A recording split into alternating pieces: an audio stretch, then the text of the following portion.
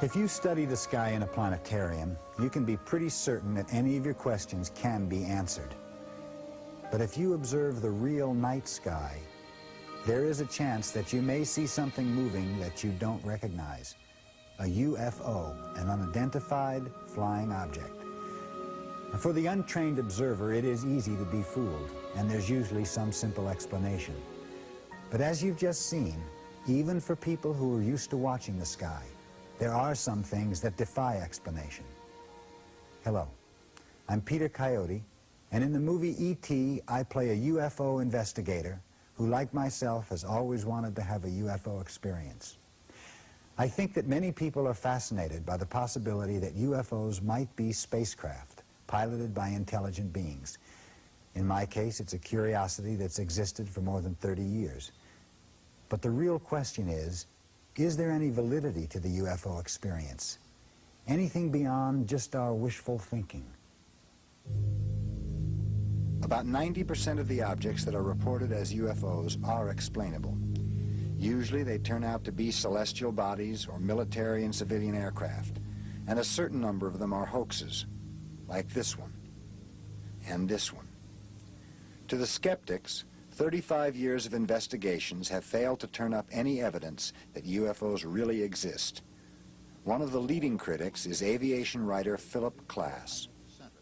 We've had tens of thousands of UFO reports, yet there is not a single photograph of an extraordinary craft-like object that cannot be explained as a hoax or in other prosaic terms. There is not a single physical artifact, not a residue, that would say something extraordinary is underway. Then are UFOs just part of our modern mythology, reflected in Hollywood films? All through history, mankind has always looked to the skies for help. In times of tension, they've always looked to the skies, and today, when we have the fear of nuclear holocaust, of overpopulation, of pollution, of the energy crisis, my gosh, what's more natural for the people than to say, wouldn't it be nice if some intelligences could come in from above and help us out with all this stuff? Astronomer Alan Hynek has been studying UFOs for over 30 years now, and he's convinced that there's nothing fictional about them. Starting as a complete skeptic, I underwent a transformation, and now I've simply, I guess the best way of saying it is it's an itch that I just have to scratch. It's there, and I feel that we have a phenomenon that could be of tremendous potential importance to the human race. I feel that strongly about it. So who is right, the believer or the skeptic? In a moment, we'll look at the evidence for some answers.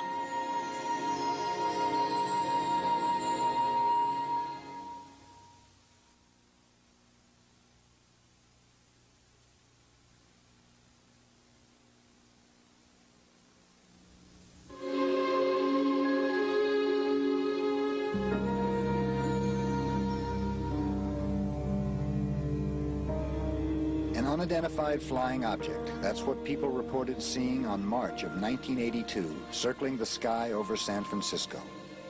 At least a half dozen people say they saw a UFO near the Golden Gate Bridge this morning. A cluster of lights was first spotted by one commuter crossing the bridge just after 6 a.m. It looked neon, and it was just kind of hovering, and it looked like a big white wing, to me. Each year, hundreds of people claim to see UFOs. Most are eventually identified. This particular object turned out to be an advertising plane, which is frequently mistaken for a UFO. When people do see things in the sky that mystify them, who can they turn to? Publicly, government agencies claim no interest in UFO sightings. This leaves a few small private organizations the task of investigating the literally hundreds of UFO sightings every year. These organizations are small and have tiny budgets and are staffed by volunteers who must investigate these eyewitness reports in their spare time. Tom Page is a high school astronomy teacher in Northern California. On weekends and whenever time allows, he's a field investigator for the Mutual UFO Network, one of the largest groups in the country. One of his more recent cases involves a young pilot from Novato, California. Shannon Davis is a flight instructor who has logged over 3,000 hours in the air, 600 of those at night.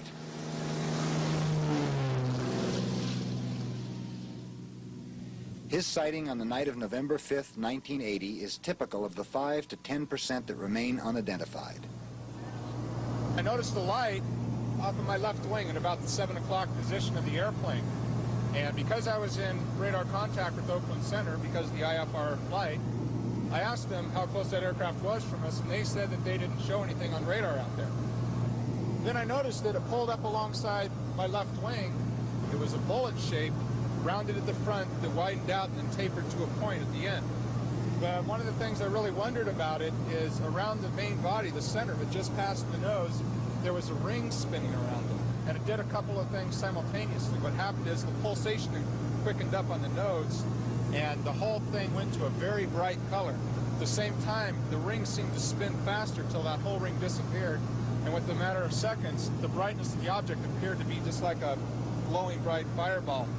And I kind of jumped because at first I guess I was thinking of some kind of missile that was detonating, and the thing took off forward, and it shot out to forward of the nose. I estimated about 2 or 3 miles ahead of the aircraft, and it made an instantaneous 90-degree right-angle turn, and it went vertical until it went up out of sight. And I sat there looking at it, and I didn't know what to think. 5 minutes later, Shannon saw the object again, and it repeated the same pattern. Only this time, 2 pilots flying in the opposite direction also saw the UFO.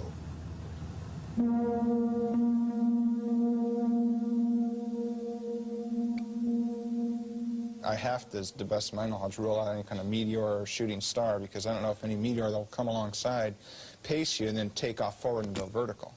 Okay? Any kind of spacecraft or military aircraft, technically that was defying all physical laws by making an instantaneous 90-degree turn. According to the laws of physics, that can't be done. And, you know, I watched it do it twice. The first step in any UFO investigation is to check out witness credibility. In this particular case, it was easy since Tom already knew Shannon. I first met Shannon Davis as a student in one of my classes. As far as the credibility of the witness in this case, I feel that this particular individual is telling the truth. I think he's a very truthful individual. He had no reason to lie. And at the time, he didn't want any publicity. Now he said that he would be willing to make this public just for scientific information. But one witness does not make a strong case, so Tom tried to locate the other 2 pilots. There's a possibility in this particular setting that there were 2 other witnesses, 2 pilots who saw something come out of an overcast above Shannon. I do not know what airline they were from, and Shannon didn't either, and we're unable to contact them. And what about radar? During the encounter, Shannon radioed Oakland Center Flight Facility, but their response was negative. If a pilot would have informed us that he had a sighting of a UFO in close proximity, we would not be able to distinguish between he and that UFO. It would be all one target to us. Could the object have been man-made or a natural phenomenon?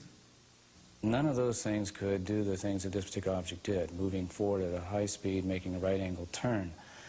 Possibly a military aircraft could, but the military certainly wouldn't be telling us about it. The case closed. This is how the evidence stood. Was the main witness credible? Yes.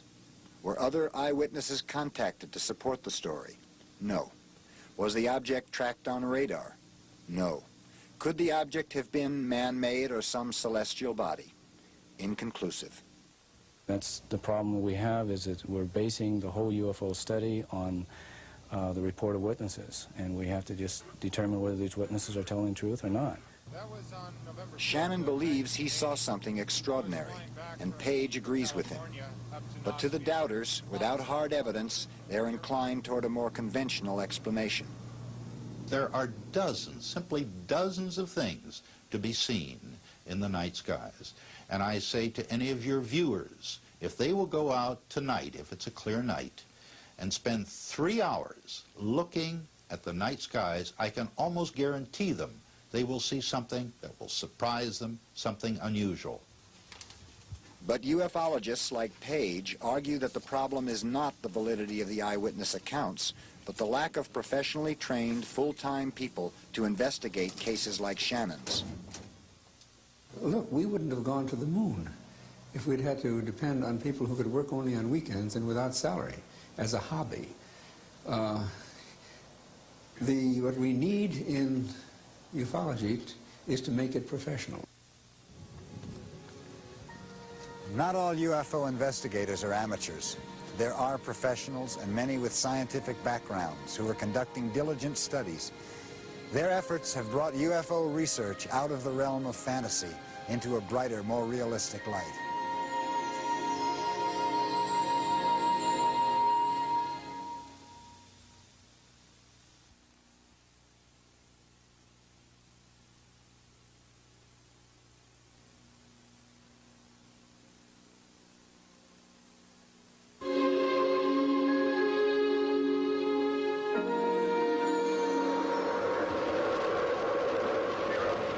In the last 40 years, technology has moved us from an earthbound existence straight into the outer reaches of space. And now that technological know-how is being used to try and unravel the UFO mystery. John Schuessler is a mechanical engineer for McDonnell Douglas and NASA. Here at the Johnson Space Center in Houston, Schuessler has worked on several space programs, including Skylab and the Space Shuttle. Schuessler's lifelong interest in UFOs prompted him to bring together other interested aerospace workers and form a group called VISIT. Our Project VISIT is a very unique organization in that our acronym stands for Vehicle Internal Systems Investigative Team. And by that we mean that UFOs, if they exist, must have internal systems, as do our spacecraft, such as the Space Shuttle. We feel that by investigating cases where there are unique attributes, and that it is time that world governments officially acknowledge materials, metals, photographs, anything technological, that we can take the end result and model it, backtrack, and define and design exactly what happened. Over the past several months, Schuessler and his group have accumulated a file of 100 cases of UFO encounters in which people were injured. One of the most intriguing cases that Schuessler and his group are investigating involves these women, Betty Cash, Vicki Landrum, and Vicki's grandson, Colby. In December of 1980, the three of them encountered an unusual object on the outskirts of Houston. We had been driving out this country road, which it is a very desolate area, and all of a sudden we seen this object. So I didn't know whether to stop, to back up, keep going, or what. So we just kept driving. We thought, well, maybe it's an air balloon or something, you know, weather balloon or something. But the closer we got, we could tell that either it was going to be us or it, because it kept getting lower and getting hotter. And this object come down almost to the treetops, almost ahead of us, and I screamed for Betty to stop. And I think if she hadn't stopped and we went on under it, we would have burned up.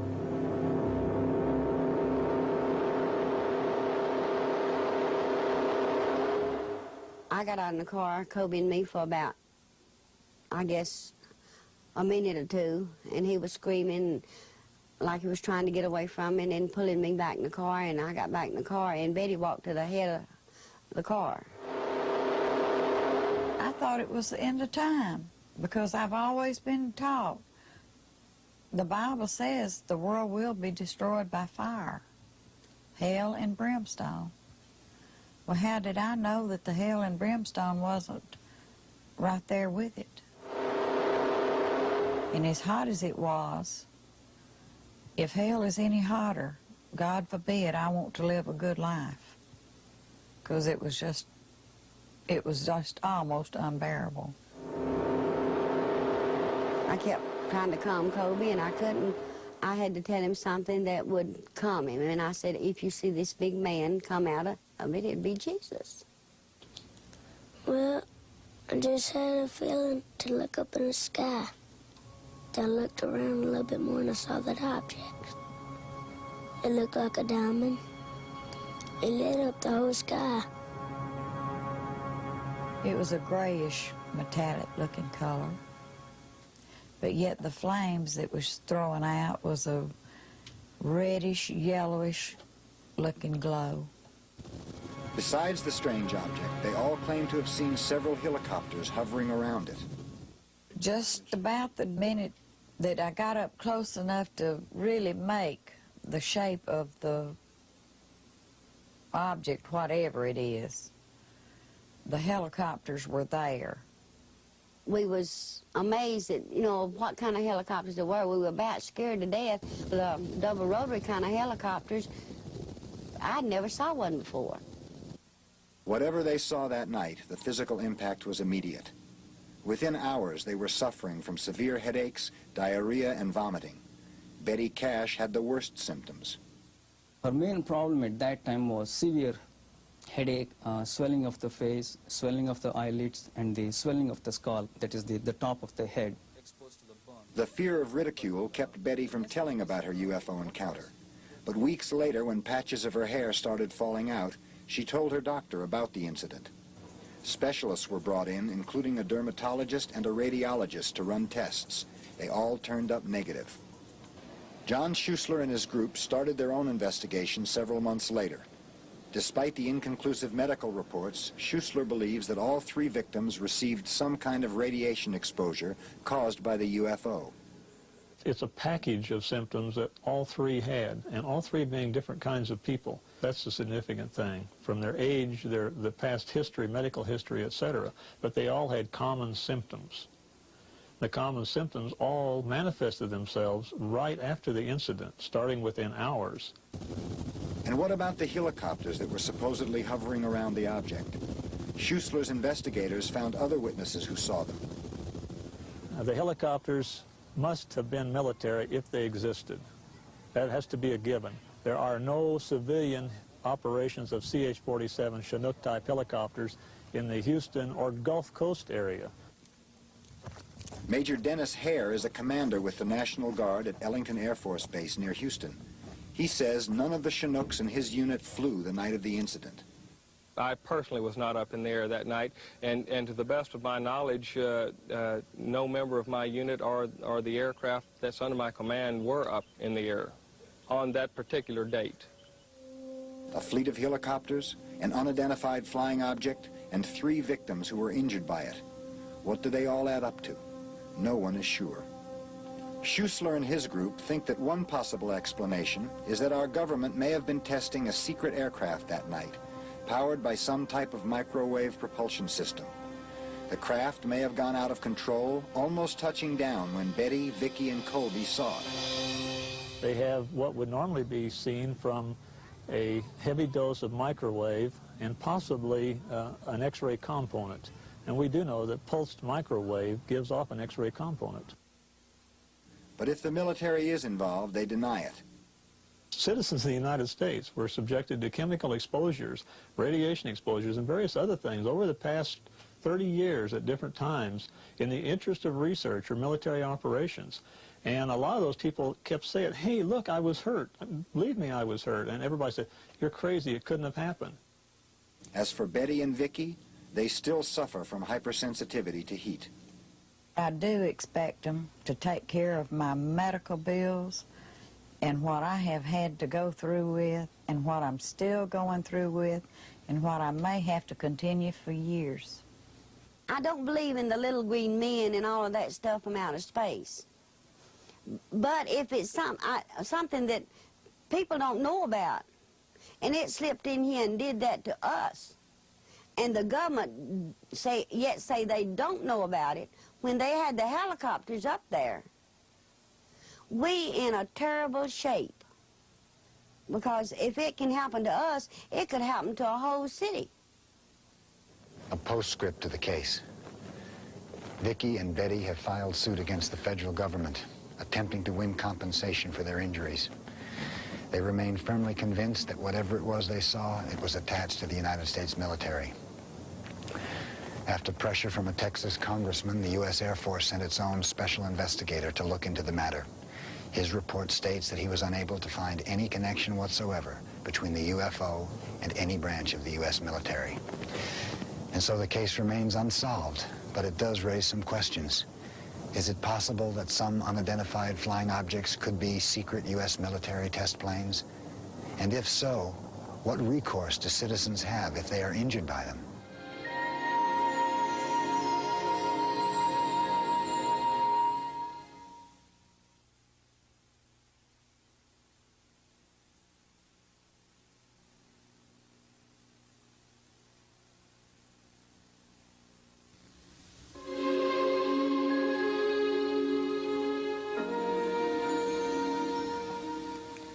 The earth, it's so beautiful. Where is it? Below me, And what are you doing? flying around. We're leaving the earth. Under deep regressive hypnosis, Carol Del Duca is recounting a bizarre story in which she was whisked away in a spaceship. Her husband Joseph, also under hypnosis, tells the same story. Is it real or imagined? In the whole area of UFO experiences, the strangest and most controversial are the abduction cases. Since the early 1970s, there have been well over 300 incidents of people claiming to have been forcibly abducted and taken onto spaceships where they met extraterrestrial beings. These incredible stories have divided UFO investigators.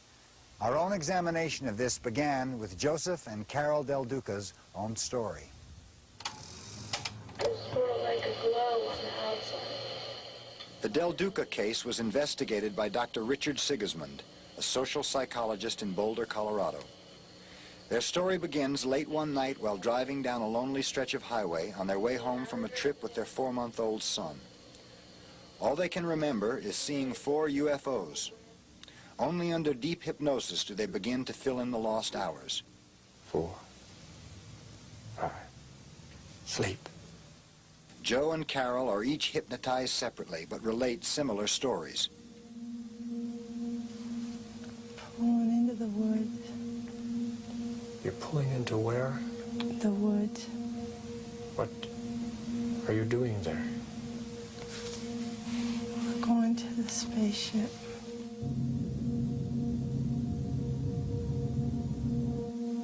Going to a what? A Carol? spaceship.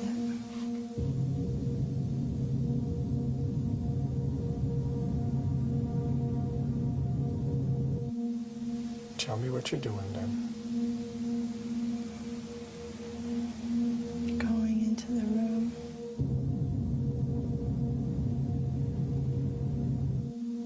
It's a bright room. It's a bright room. What are you doing in this room, Joe? Just laying there.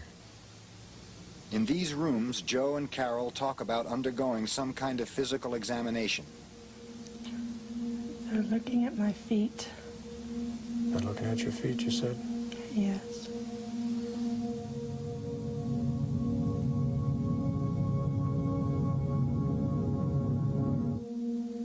It's hurting me.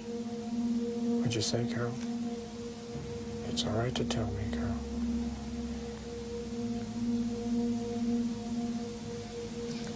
They're hurting my ankle. They're doing what? They pulled on my ankle. It feels like they broke it.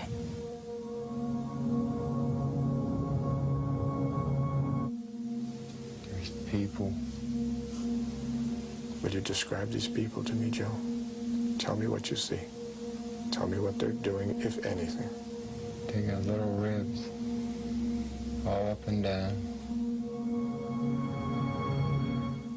They're real skinny at the waist, but they have a big chest.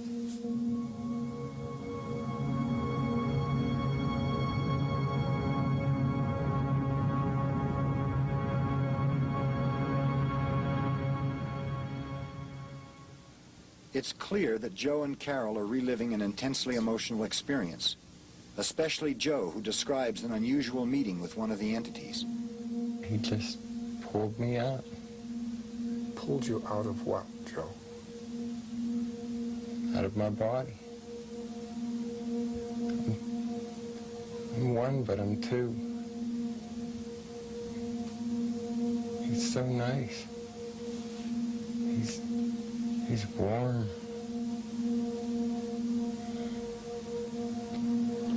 He likes me.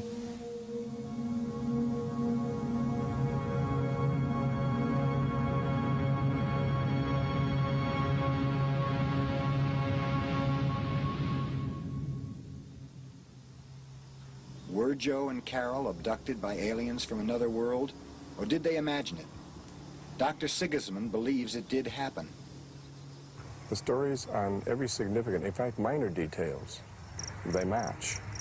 Even though each individual had distinctly different type of experience which they relived under the hypnosis, nonetheless, if they were describing the shape of the so-called craft, or they're describing the suits of the entities, it all dovetailed to a minute degree. It would be a great difficulty if individuals sought to perpetrate a hoax to maintain it under deep hypnosis. We sometimes doubted ourselves. Did that really happen? That's incredible. But after we realized that this was a good thing, and very few people have the privilege of getting to do something like that, that it left us with good feelings. It was just mind-boggling, but there was a lasting impact. But the theory of abductions is being challenged by this team of investigators. Dr. Alvin Lawson, an English professor at Long Beach State University, Dr. William McCall, a medical doctor who specializes in hypnotism, and John Herrera, a writer. They demonstrated for us a basic experiment. And that it is time that world governments officially acknowledge She was abducted, and a volunteer who is told to imagine an abduction. The result? Both stories are similar. What is it that you're seeing? They're shapes, and they're looking down at me. They're tall and slim, with large eyes, long fingers. It's like this bright light in their heads looking down at me there. But they're like shadows. Mm-hmm. And something's passing across. Yes. It's sort of like a piece of something. They're looking into my eyes. There's no communication that they know what I'm thinking. No verbal communication. It's like they're bleeping something at me, like electrical impulses or something. In general, the imaginary and the real experiences, as we've experienced them here, are identical. I mean, there are no real substantive differences. All of these indicate to me that, and to my colleagues, I'm sure, that the imaginary, or that the abduction narratives aren't real physical experiences. That is, there are not aliens coming here. And they indicate, however, that the people believe that something might well have happened to them. This is what's so fascinating. I think something quite real in psychological terms is happening to these people. I don't think little green men are doing it. I think we're doing it, or the mind is doing it to us. Experiments by Lawson, McCall, and others seem to prove that abductions are essentially psychological. This does not invalidate them, however, and they are still happening to people all over the world. It's up to the researchers to find out why.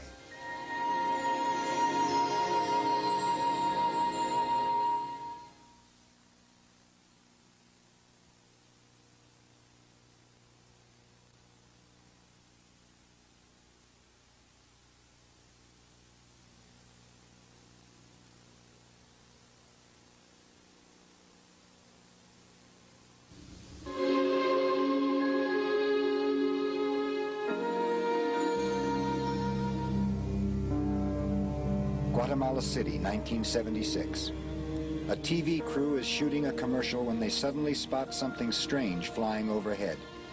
To this day, no one has been able to identify it. But as spectacular as it appears, this videotape and other forms of pictorial evidence have only limited value in our understanding of UFOs. Richard Haynes is a research scientist who has studied many photographs.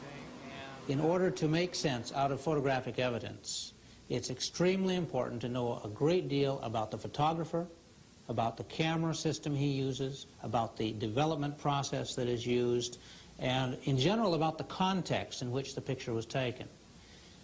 Oftentimes we come across photographic evidence long after the fact, and because of that we don't have much of that fine detail information that we need to do a good systematic analysis. But with the development of sophisticated image enhancement equipment, investigators can gain new information from photographs. Haynes demonstrated how this can be done by analyzing this particular photograph. The picture of a tiny object trailing a plane has long been considered by ufologists to be a good example of photographic evidence of a UFO. But skeptics claim the object is really something on the ground. To try to settle the question, Haynes had the photograph put through a process called color enhancement. This gives the picture more detail, allowing Haynes to do a more extensive analysis. What our analysis has just shown of the digitization of this photograph is that the darkness of this major disc-shaped image right here is very close to the same darkness as the tail structure here of the airplane, the wing tank, and the main body. And we find that there's no objects on the ground at that equivalent range with the equivalent darkness. Now, what this suggests then is that in fact it's an airborne object. But even faux enhancement equipment has its limits. In the final analysis, however, we're stuck with an image of something we don't understand. If that enhancement process shows the image to be an airplane outline, we're home free. But on the other hand, if it shows a symmetrical airform, an oblate spheroid, for instance, with no means of propulsion or support or lift, we're right back where we started, you see. So photographic analysis must be coupled with a very creative approach on the part of the photo interpreter. So without additional evidence, photographs of UFOs really prove nothing at all. But when there is additional evidence, ufologists believe that they can make a strong case. And right now, we look at one of their strongest. No other pictorial evidence has created as much interest as these images shot from an airplane during the early morning hours of December 31st, 1978. This is the New Zealand film, considered by most experts to be the single strongest evidence of a UFO ever captured on film.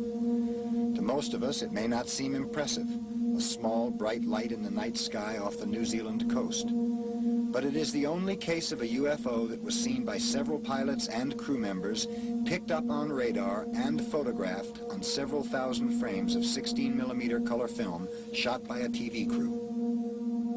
It appears to have a brightly lit bottom and a transparent sort of sphere on top, so it appears to be, well, like a flying saucer. No one has studied the New Zealand film more than this man. Bruce Maccabee is a physicist who spent over a year analyzing the film. Now, my claim is that having looked at the film and the whole sighting in general, that the film shows objects which cannot be identified by conventional means. To arrive at that conclusion, Maccabee first flew the same route in which the sightings were made. He set out to disprove one of the first conventional explanations offered, that the object was a celestial body, like Venus. The lights that they were talking about was below the level of that mountain range. In other words, silhouetted against the mountain range, if you wish, rather than above the mountain range. So I don't see any celestial body that could have done that. Also, if you look at the image carefully, you will see it does strange things, like when it tends to fade out, it changes its shape from being sort of oval to sort of thin in a vertical direction, and then just fades out. Other skeptics suggested that the light came from squid boats, which use bright lights to draw squid to the water surface. To eliminate that possibility, Maccabee made a direct comparison between a squid boat light and the light in the film. The squid boat picture clearly shows a reflection in the water extending underneath the image of the squid boat, sort of a dull reddish triangular reflection extending downwards. In none of the images in this UFO film have I been able to find any indication of a reflection in the water, which you would expect if it's a squid boat. According to air controllers, their radar picked up the object and estimated the distance to the airplane at between 10 to 20 miles. Using a densitometer, an instrument that measures film density, Maccabee was able to determine the object's brightness. If the light source had been, for example, 10 nautical miles away, then it was putting out a power equivalent to several 100,000 watts worth of incandescent light bulbs. A several 100,000 watt source is not a small amount of power. That's an awful lot of energy being used up, and they saw this thing for 15 minutes, so it must have been a considerable source of power by itself.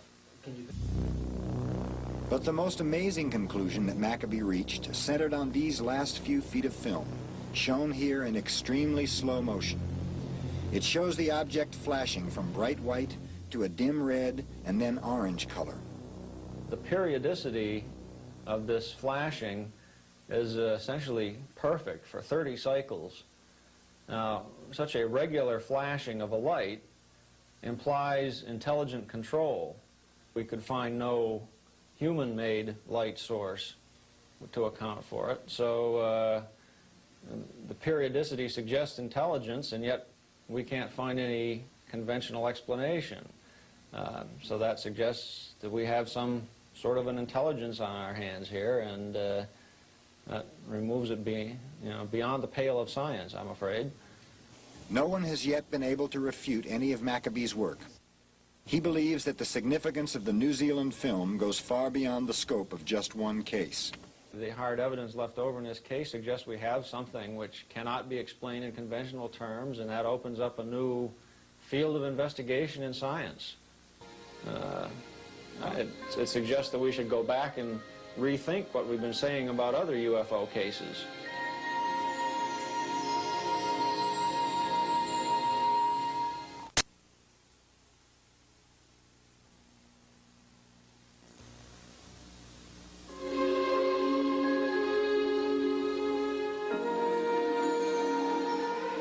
October 25th, 1975. Fighter planes are sent in hot pursuit after an unidentified flying object seen hovering over missile sites at Malmstrom Air Force Base in Montana. NORAD, the North American Air Defense, reports that the jets failed to intercept the object. For the next 2 months, NORAD recorded other sightings of UFOs over missile launching sites and nuclear weapons storage areas in Michigan, Maine, and North Dakota. In all cases, our jets were unable to overtake the objects.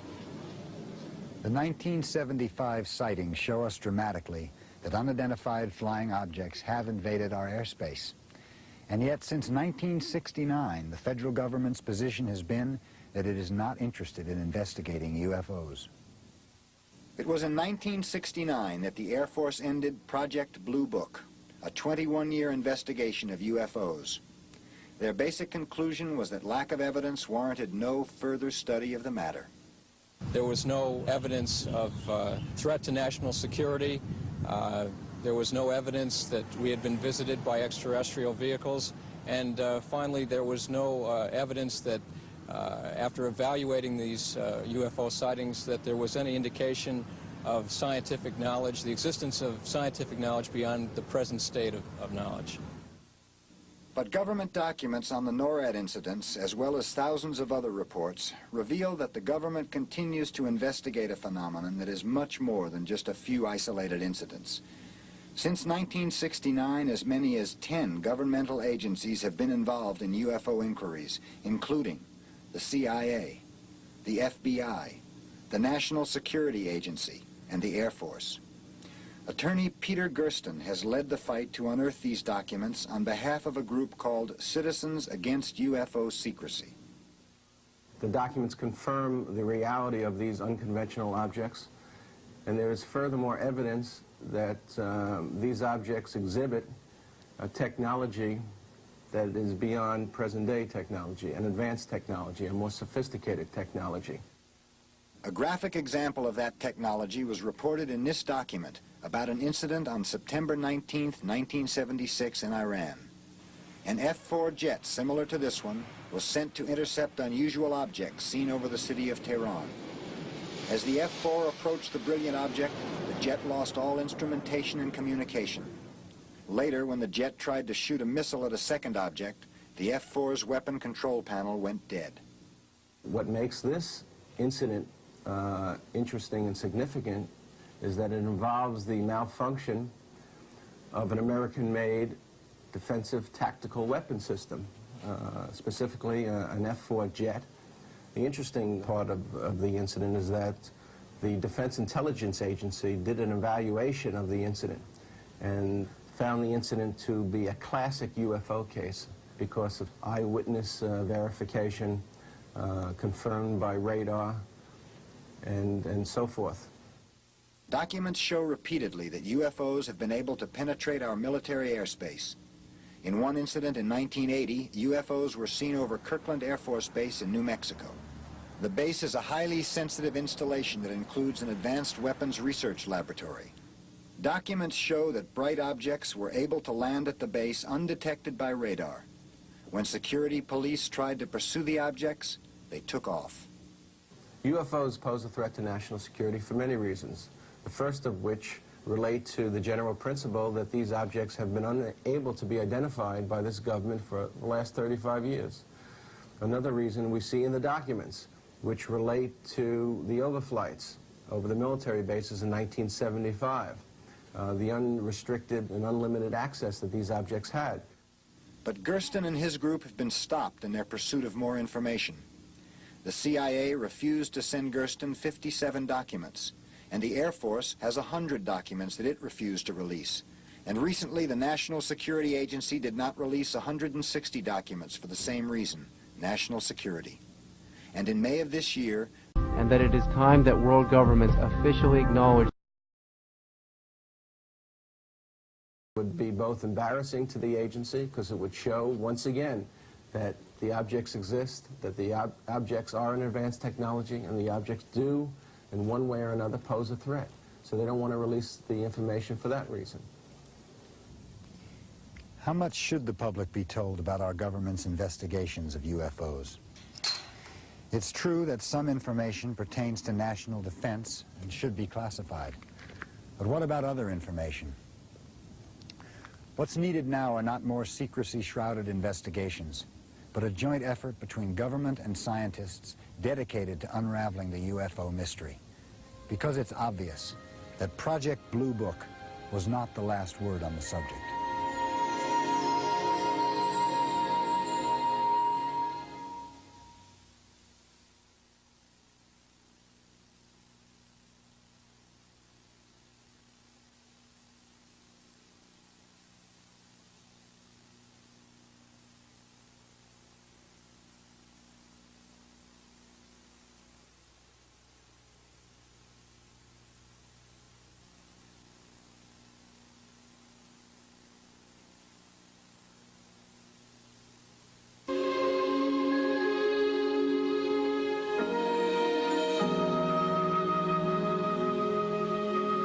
Many astronomers would agree that it is likely that there are other civilizations in our galaxy.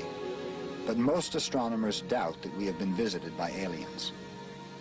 You see, no other civilization could know in advance that we exist, because our only means of telling them about us are by radio waves that we broadcast into space, and we've only been doing that half a century, which means there's a big sphere of radio radiation expanding outward at the speed of light. That's how fast radio waves go. Now about 50 light years in radius. And even with the most optimistic guesses, the most likely nearest civilization is many times further away than that. So any extraterrestrial spaceships visiting Earth would have to have been cruising around sort of at random, looking in space in general. And if you work out the numbers, it turns out you'd have to suppose that every conceivable civilization that could exist would be launching ships at the rate of one every few seconds to account for the number of reports of UFOs that are made here on the Earth. If not aliens, then what do UFOs represent? For scientists like Abel, the answer is very little, if anything. I think it's fair to say that members of the scientific community would be extremely delighted to investigate UFOs very seriously if there was anything concrete to investigate. The difficulty is, the more you look into it, the more you find the evidence is hearsay or slipshod evidence or things which we can very well understand without the need to investigate. I can appreciate the desire of the physical scientists, the so-called hard scientists, to have what they call hard data. I would like it too. But when you have a phenomenon that doesn't seem to produce the hard data, one might as well have asked Sigmund Freud, what is the hard data in dream analysis? What do you take in the laboratory? What do you put under a microscope in dream analysis?